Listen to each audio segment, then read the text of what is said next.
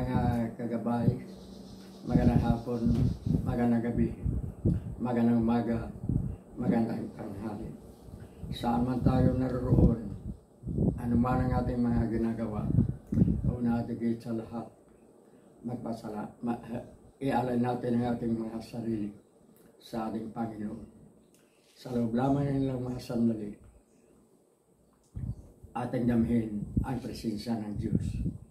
Sumasa atin ang pagpapala, ang biyaya at ang kapayapaan ng Ama, ng Anak at ng Espiritu Santo, nabubuhay at nagahari, isang Diyos, magpas sa walang hanggan. Mga kagabay, sa nakarang episode na marahil nyo napapakinggan, sinasabi natin ang hinggil sa kabutihan at kasamaan ng pera.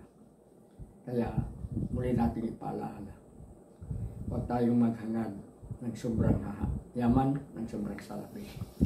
Ang salapi para sa kabutihan, hindi para sa pagkakasala. Ngunit ito ay ugat ng lahat ng kasamaan.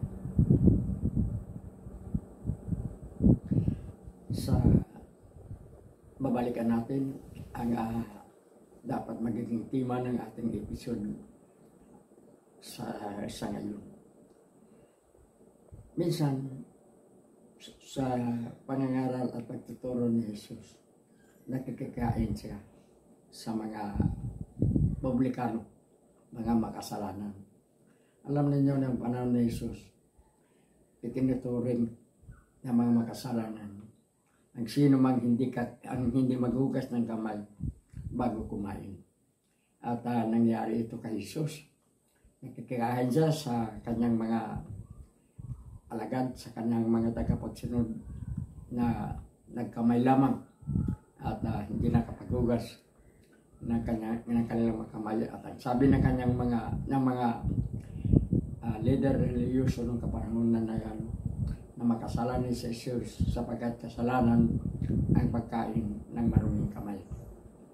Ano ang sinabi ni Jesus?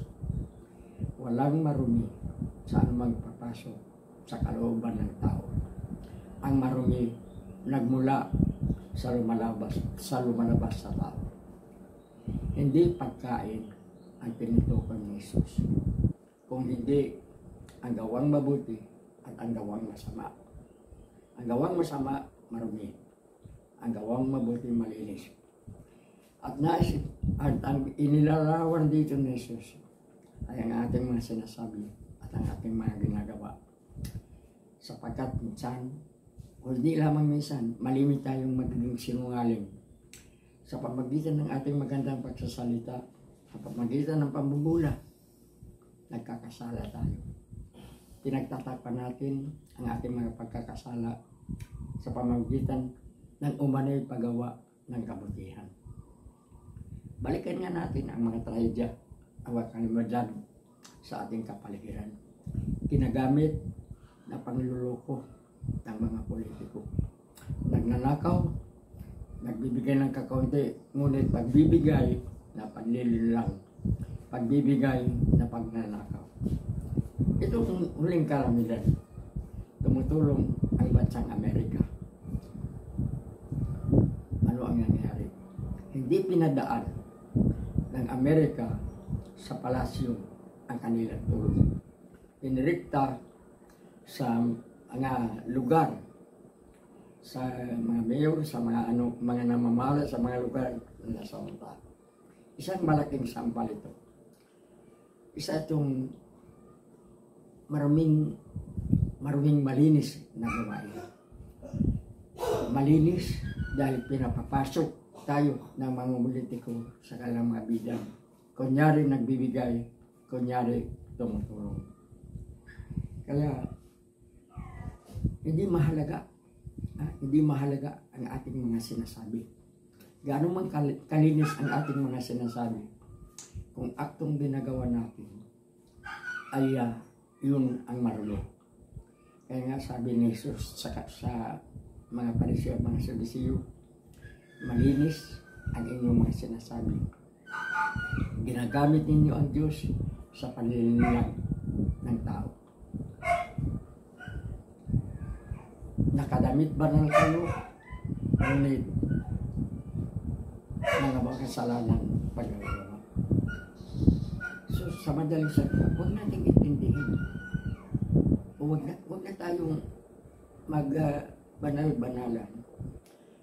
Kung kitang-kita naman ang ginagawa natin mga kasalanan, sapagkat yung kabanalan na ating pinapakita, para lamang mabighani natin, mabudol natin ang ating kapwa, ay isang kasalanan, isang maruming bagay.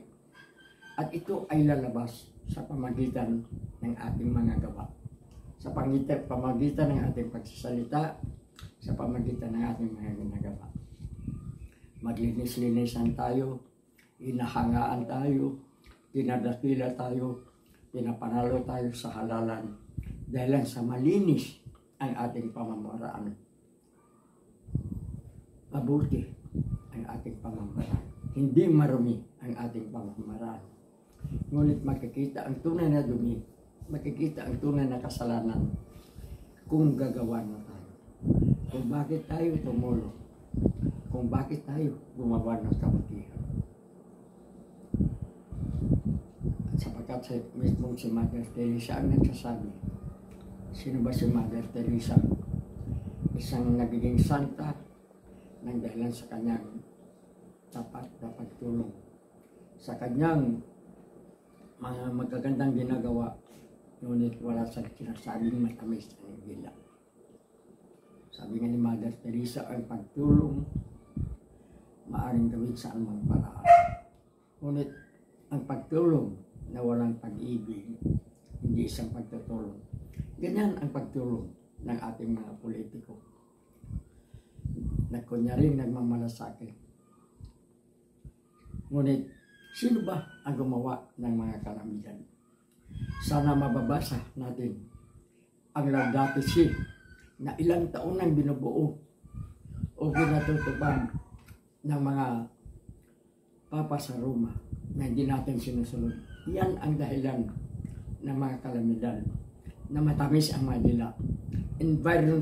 Environmental destruction, the destruction of creation, pagputol ng mga kahoy. Ang pagputol ng mga kahoy, yan ang nagiging simula. Yan ang ugat ng mga kalamitan. Sapagkat nung unang mga panahon, ang hindi pa matakaw, ang hindi pa sobra ang pagkamandarabong ng mga politiko, napakaraming mga punong kahoy na nagiging balakid upang magkaroon ng baha sa mga mabababang lugar, magiging sa dagat, magiging sa karagatan. Ginagamitan ng politiko ang gumagawa ng kalamidad. May mga kalamidad na nagmula sa Diyos.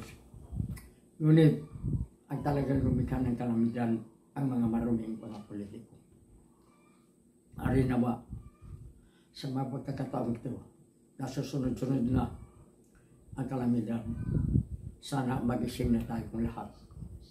Hindi natin pinagbintangan ang presidente, ang senador, o ang congressman o ang mayor na sila ang dahilan ng kalamidad. Ngunit sila ang gumawa sa pamagitan ng kanilang pag-abuso sa kanilang mga tungkulin. At ang kalamidad na ito, ang gamitin nila upang sila ay makapanlilinang muli sa darating na mga halal. Ito ang katotohanan at dapat na tayong magising. Mga kagabay, bihingi tayo ang paumanin sa ating nasasabi. Ngunit, hindi pagingin ng pamansin na tayo ang nagkakamali. Hindi natin nilalahat ang mga opisyal ng gobyerno. Ngunit sa sandaan, maswerte na kung mayroong dalawa. Hari na ba? Mapakinggan tayo ng mga abusado, mga politiko at mapasa atin ng pagbabago.